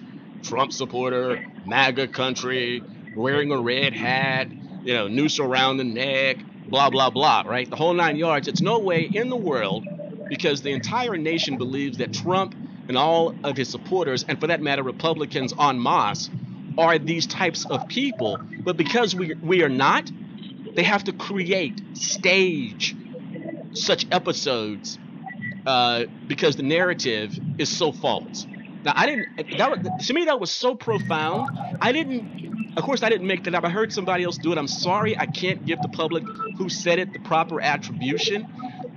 But that to me is exactly what's going on, Angela. Exactly. They have to make it up. I don't think you're the only one that thinks that. I mean, it's just infuriating that the media, who now is aiding and abetting Jesse Smollett, they're circling the wagons already. And, they spent about maybe 20 minutes going, hey, that was really bad. And now they're back to circling the wagons and blaming Trump. Because the environment that President Trump makes these poor African-American oppressed gay men stage fake hate crimes. I mean, it is so insidious, and we do not have anymore. And Rush Limbaugh talks about this. He talks about that our institutions are failing us.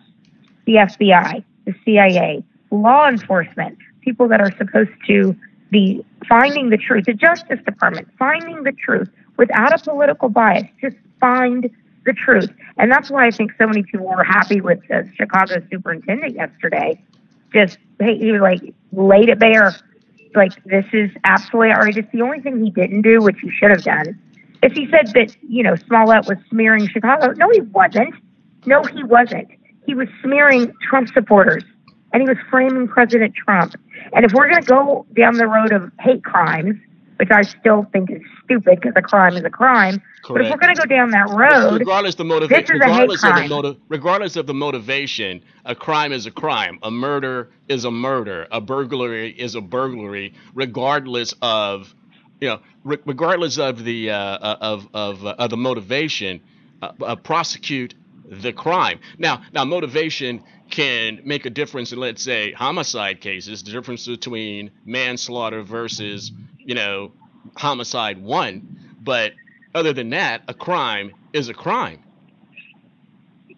Yeah, except now we have a bunch of unhinged leftists who are, I'm sure you saw the Berkeley footage. This kid gets knocked the hell out.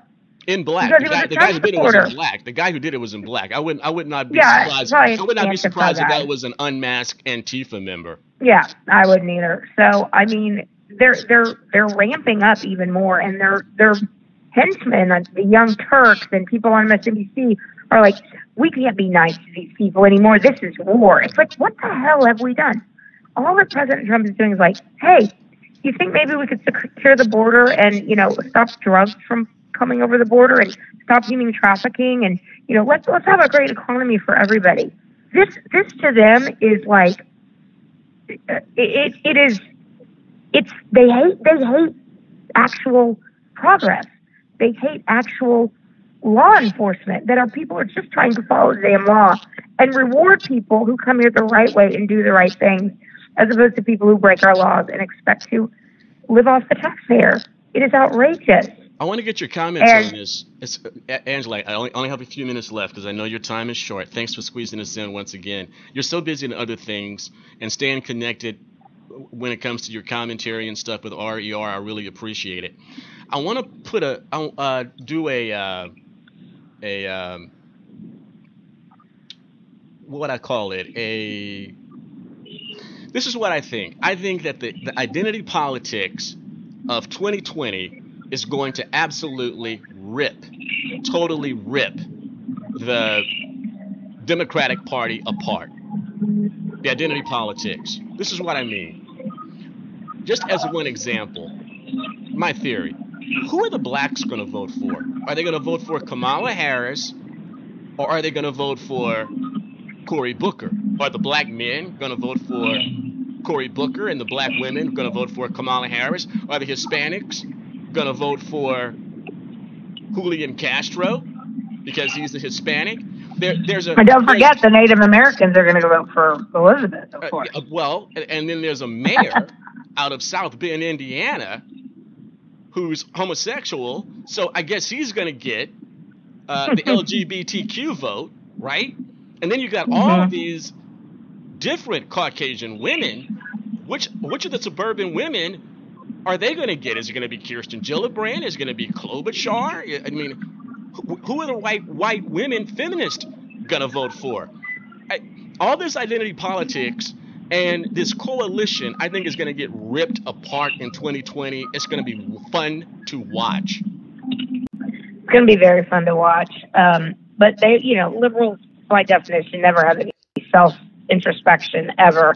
They're going to somehow turn it around on us, and that we mocked them so much that this Kirsten can't get ahead or Amy can't get ahead because we just made fun of them too much.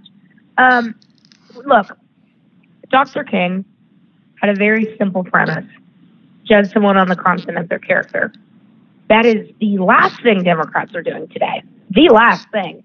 Everybody is in a box, and you are judged by your outward characteristics or your sexual orientation or a gender that you have no control over, which I don't care what the Democrats say. You do not have control over your gender. So Dr. King, I would think, if he was alive today, would probably be a conservative. I hope. I hope he would not have been corrupted by this movement. He was a Republican, and yes, he was a conservative, yes. And his father was, and his uncle was. Dr. Alveda King has made that quite clear. Yeah, I love Alveda. We follow each other on Twitter. Dr. Alveda and I. Yeah. But yeah, it is going to be fun to watch the excrement parade.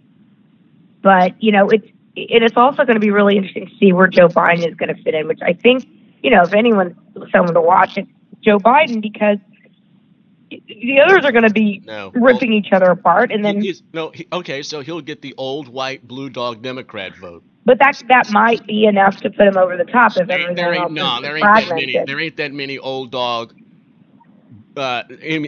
blue dog Democrats left. They're pretty much in the grave. Well, they're Trump voters. The one to watch out for is Mooch. And if Mooch gets in, all bets are off. I think there's going to be people dropping out left and right. Like, it's an Obama. So of course we want them back.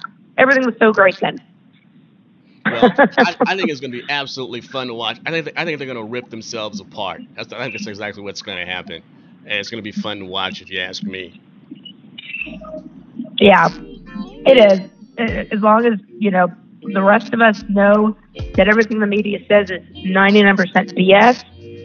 Stick together. Where we go one, we go all, and that's what we need to remember. Stay liberty-minded, liberty-driven. Our politics stays consistent. Thanks a lot, Angela. You're fantastic. Talk to you next week. We'll try to make it happen soon. Okay? Have a great weekend. The box that rocks. Angela Box. The irrepressible one. Find her on Twitter. That's going to be Box That Rocks. 2 X's on Box, 2 X's on Rocks. I think she's amazing. And the next woman that's coming up as well, the hot ticket, Tina Moody Bryan, the TNT, the TMB. She handles pop culture for us. She always in a hard working week. With a ray of sunshine, the hot ticket. Y'all hang around, don't cut the stream. Automobile aficionado, Apostle Claver here. Let me introduce you to my mechanic, an ASC certified mechanic, Andre at America's Repair in Houston. Now, you guys know I'm a former fully sponsored race car driver, and I own a high-performance auto. You bet I'm particular about who even touches my car. I go to America's Repair to get all my auto work done, and you should too. Andre has served Spring Branch and all of Houston for over 20 years. America's Repair will match or beat any competitor's price. All repairs come with a 1-year, 12,000-mile warranty. America's Repair is a complete car care and repair center. State inspection, muffler and exhaust work, wheel alignment, brake work, tune-ups, engine transmission work, auto body and paint. Great deals on oil change and AC checkup. America's Repair accepts all extended warranties. 2005 North Gessner, 1 mile north of Memorial City Mall in the Katy. Wednesday is senior citizen discounts. Thursday, active military discount. Call 713-467-2001. 713-467-2001. AmericasRepair.com. or click the ad on RagingElePhantsRadio.com. RER Cross is the Christian programming of RagingElePhantsRadio.com. Here's a sample from Pastor Keenan Smith. See, however, though, I believe the White House is supposed to stand as the people's house for all individuals. So I believe it is sinful and wrong for the White House to spend tens of hundreds of thousands of your tax dollars to bathe the White House in rainbow colors, celebrating their victory.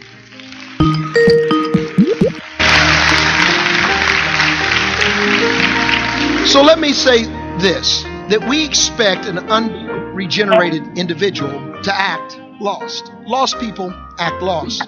We expect that. We even expect them to embrace or promote or even applaud homosexuality and other ungodly practices because that's where they are in life. We understand that. The question is not do they act lost, but do we act found?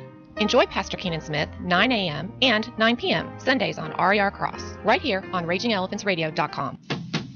Green Air Technology will sanitize, sterilize, and defunctifies your home. Our treatment utilizes a high-output biocleaner to eradicate bacteria, germs, and airborne pathogens and allergens in any home, vehicle, or facility. So if your facility or home smells funky like a bow-legged monkey, call Green Air Technologies. We are dedicated to eliminating odor and airborne contaminants at home, at work, or even in your vehicle. Now featuring Biosphere.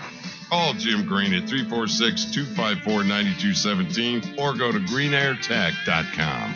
346-254-9217 or go to greenairtech.com.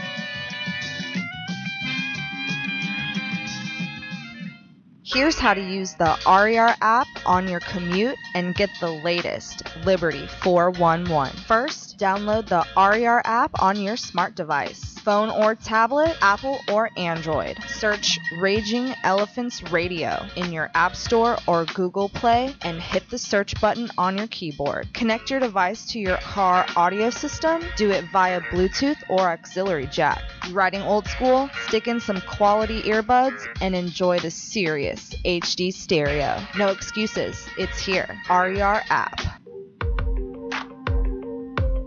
Find Raging Elephants Radio on Twitter at RE Radio Texas. Are you a top fan of Raging Elephants Radio, Facebook.com, Facebook Live video stream? I don't even know how to do it.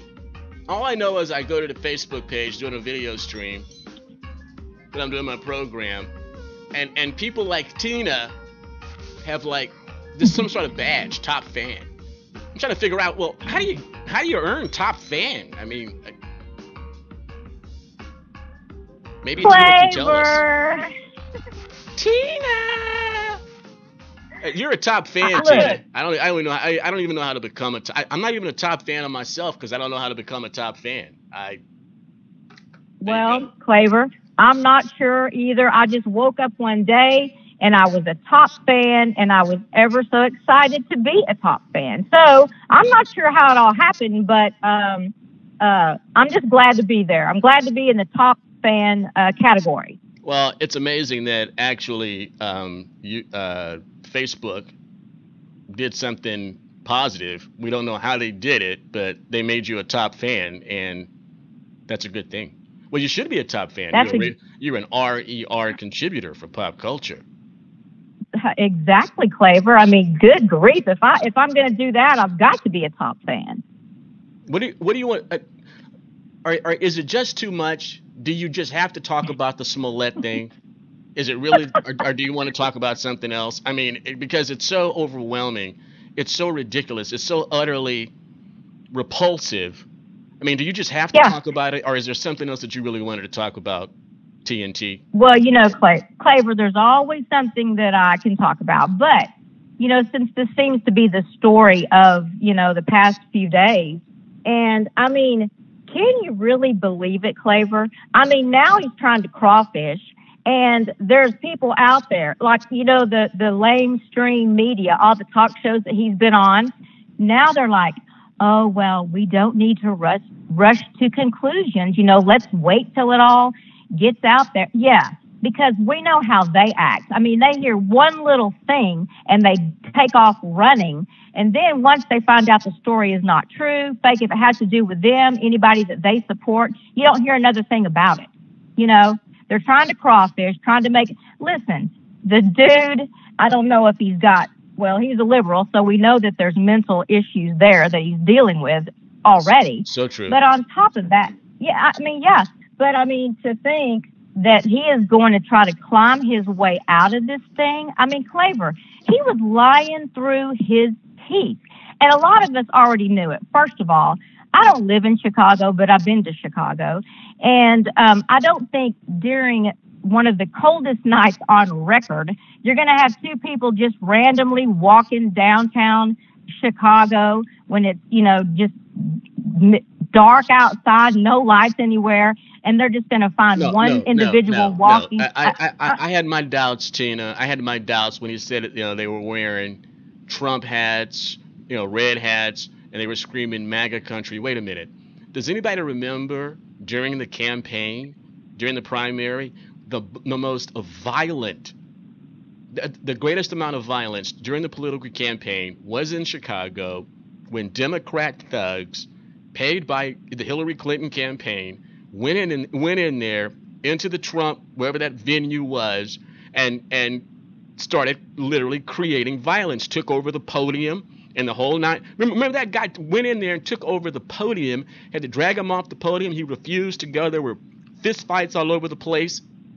And that was the only event, I do believe, that Trump had to cancel because of the violence. Chicago ain't no MAGA country. Okay? Exactly. And here's the deal. You know, I've made jokes about it too. There are so many memes going around with him. I mean, they're quite funny. But here's the seriousness of this, Claver. Kind of like what the police, I don't know if he was the chief or the one guy that got up there that was really handing it to him, just giving it to him, saying, you know, what you have done is absolutely, you know, it's ridiculous and it was dangerous. I mean, because really here's the deal. I mean, it could have started, you know, a lot of trouble in a volatile area anyway. You know, all of this race stuff. Claver, how long have we been friends? Since 2017, right? Okay. Anytime we get together, do we ever have any problems getting along? We love each other. We love Barbara. Y'all love Tim. We love each other. We never have any problems getting along. I work with people, have employees of all, you know, Hispanics, black, white, gay, straight. None of us have a problem getting along. The only thing is the mainstream media, the whacked out liberals out there trying to cause division among the people with stirring up BS stories like this. And all of us are just getting along, working, going to school, trying to raise our families, wanting to get married. Just living our lives, you know, not worried about it. We're living our lives. You know, hey, whatever you want to do when you're away from me, do your thing, whatever, you know. Yeah. Mm-hmm. You're not bothering me. You're not, you know, crushing my quality of living. Go do your thing, right? Yeah, right. And I don't see this kind of hate. That it does not come from our side. No, we're staying in our own lane. That's why they have to make it up. That's why they have to make it up. This whole thing. I mean, and believing that he could do something like this, and because of the assistance of big corporate leftist media, that everybody would buy in, that they would just run with it, and they did. Because that's the narrative they threw out there. He just felt, I mean, he felt like it was a cushion. He had an absolute cushion. It was a sure thing. How could he lose? I mean, all the particulars that needed to be there would be there, so it would have to be believable. Yeah. And for the people that don't, if they only get their, you know, so-called news from MSNBC and CNN and even ABC, CBS, all of the regulars, okay? If that's the only place they're getting their news from, they're going to believe that, you know? And a lot of them, they don't care. They don't even care to dig to try to find any truth. They just take it, you know, for like it's the gospel or something. The cable channel that gets the largest black audience in America is MSDNC. That's, I mean, it's I not, just- it's not BNT, it's not BET, it's not Oprah, it's not, Oprah's network, it's not even CNN. The one cable channel of all cable channels that attracts the largest number of black eyeballs is MSDNC. I mean, But why? Why, Claver? I just don't get it. Well, that's a conversation. That's a long. We would have to have a conversation for. I have to block you out for about an hour to have that conversation. Oh, wow.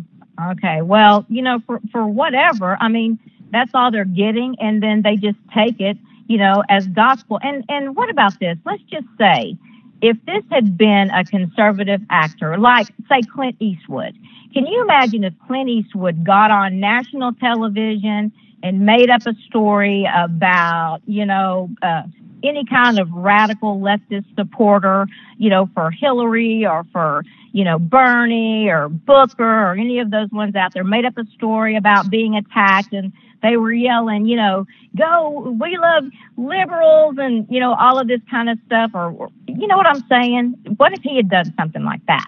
What do you think the news media would be today? Maybe a hero. I don't know. I just feel like if it was a conservative actor, and the tables were turned. Think about it. I think about this. I think about this often. Every time the left, on whatever primetime show or even in the middle of the day, bring up Charlottesville. Now the infamous word Charlottesville, and they point to that. President Trump's response to it when he was in the lobby of the Trump Tower as an indication that he is a racist, right? Because he said that there were good people on both sides. Yeah. And that, the president back then and even now can misspeak. All he had to do was change. Sure. I wish he had changed just one word. Instead of saying there were good people on both sides, that he had said there were bad people on both sides. Yeah. Now, the left still would have went cuckoo, for Cocoa Puffs, but it would have been an accurate statement, because while the press was quick to point to the neo-Nazis, to the Klansmen, to the white supremacists, well, who were they clashing with? Well, they were clashing with communists, and anybody can do it. I tweeted it out. Maybe I should put the graphic up one of these days on the video stream so that everybody can see it. But right next to images of Michelle and Barack Obama were communist red flags. It was the World's Workers' Party. It was communist versus neo-Nazis. But because it was white supremacist on one side, and on the other side it was a diverse population, people of all races, all sexual orientations, but they were leftist. It was leftist. It was communist, because you can see the Google images. There's literally hammered red Soviet flags flying out there with banners of the WWP. So there was bad people. There were bad people on both sides. It wasn't necessarily good people on both sides. It was bad people. You had neo-Nazis, white supremacists, Klansmen, whatever you want to call it, against communists. And the communists, regardless of their racial and gender diversity, communism has killed more people than white supremacy could ever think of. So, but that's the media. But don't let the media. So that's why a Donnie Sauer from CNN could fall for this. And now doing a mea culpa, and my friend, all the pictures of him and Jussie Smollett all hugged up and everything. His buddy. Yeah. Got his personal phone number and all of that. Yeah. Well, how do you like your boy now? Yeah, exactly. But the thing is they stick by each other no matter what. The majority of them do. And that's the thing. I mean, no matter. I don't care what you're going to have. They're going to try to turn this around and blame what he did. I'm sure they're already doing it on Trump. When it's he lied because he was so upset of all this. They already did it. They said the reason he did it was the atmosphere was set up by Donald Trump that allows something like this to happen. You know, the first the attack. The reason the attack happened, you know, before the truth came out, was because of the whole Donald Trump thing. And I think they're going to give him cover. They're going to say, look, the guy may be sick, but look who's in the White House, and that guy would drive anybody crazy. That guy would drive anybody to do something like this. That's going to be the next CYA. Yeah, exactly. But that's why they have to be stopped. I mean, we have got to stop these crazy people, Claver. I mean, this is totally ridiculous. And just watching this interview, what really just threw me over the top with him was when he was trying to act like a tough guy. You know, he said, I heard them say something about empire, and then they said a racial statement, whatever.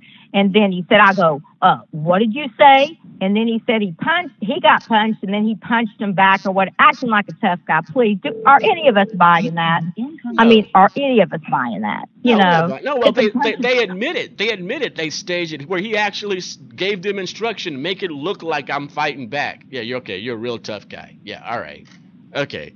All right, sure. Yeah, exactly. I mean, I think that little old mark on his face, I mean, please, when you saw how big they were, really, that's all he's going to have. But he's a tough guy. I punched him back. And I think it's really because of I've really come down hard on 45. I busted out laughing. I'm sure I know 45 didn't know who you were. I didn't know who you were until all this crap started. I've never seen an episode of the show. It's never interesting. I haven't either. Am I supposed to watch it because the cast is black? Is that why? Am I obligated to watch the show because the cast is predominantly black? Because it's some sort of black storyline? Sorry. It doesn't do anything for me. Yeah. Intellectually, I have no interest in watching. I don't know who the guy was. I had no idea. I didn't either, Claver. I didn't either. I don't, Claver, but all I know what he is right now, he's a big liar. Liar. He's a liar, and now he'll probably become even more famous. He's a Democrat. That's what he is. He's a Democrat. Yeah. He's a Democrat. That's the problem that we're having. We got to get rid of him, Claver. The only way out is out. There you go. That's my girl, Tina Moody Bryan from Longview, Texas. Visit the Love Butcher you, Claver. Shop. The best food behind the pine curtain. Goodbye. She's crazy. She's and believe you me, she's totally sober. She's just crazy. That's all it is. That's it for me, Saints and Patriots. It's always a wonderful way to end the week with Tina Moody Bryan, the hot ticket. See you guys next week. Have a great weekend. I'm Apostle Claver T. Kamau-Imani, the Christian politician, the ultra-conservative soul brother. My enemies under the pink dome call me the Purifier. And I like it. Don't forget, coming up next, the amazing Doc Green, and after that, this morning's program from Holly Tough Cookie Feely and Gloria the Zealot Cox, the girls from Texas. It was a great program. Another great program from Holly and Gloria. That'll be at 4 p.m. Texas time. Check it out. From Houston, may the Lord Jesus bless you. May the Lord Jesus bless the future independent sovereign republic of Texas.